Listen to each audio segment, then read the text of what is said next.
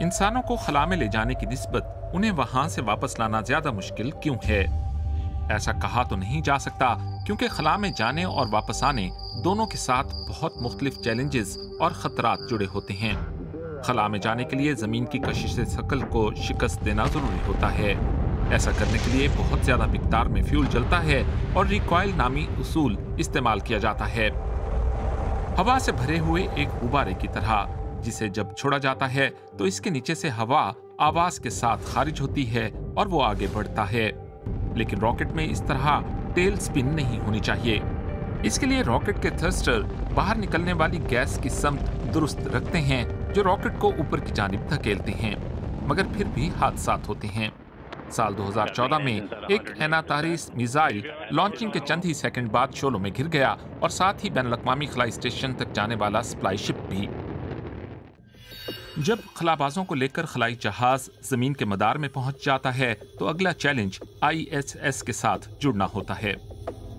Engine के नपे तुले इग्निशंस के जरिए कैप्सूल में नस्ब कंप्यूटर्स इस कैप्सूल की रफ्तार और जमीन से बुलंदी को बैनुल-अक़वामी खलाई स्टेशन की बुलंदी और रफ्तार के बराबर लाते हैं। हल्की सी गलती भी तसादुम का बाइस बन सकती है। इमरजेंसी की सूरत में कंप्यूटर के बजाय ये काम खलाबाजों को खुद भी करना पड़ सकता है।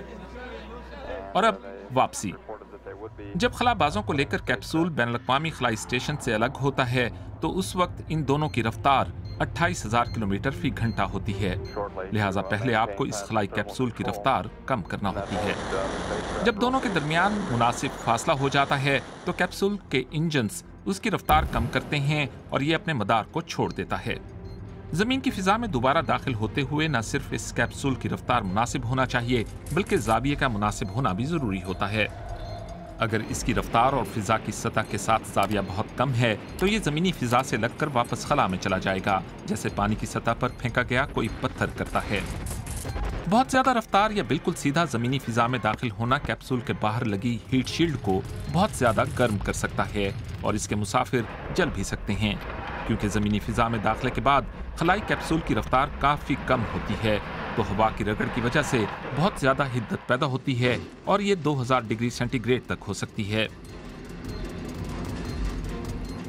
खला से लौटने वाले कैप्सूल को फिर पैराशूट बहुत ही आहिस्ता कर देते हैं। रूसी खलाई कैप्सूल की सूरत में जमीन से कुछ ऊपर खुसूसी इंजन अपना काम करते हैं और इसके नीचे गिरने की रफ्तार 5 किलोमीटर फी घंटा तक हो जाती है।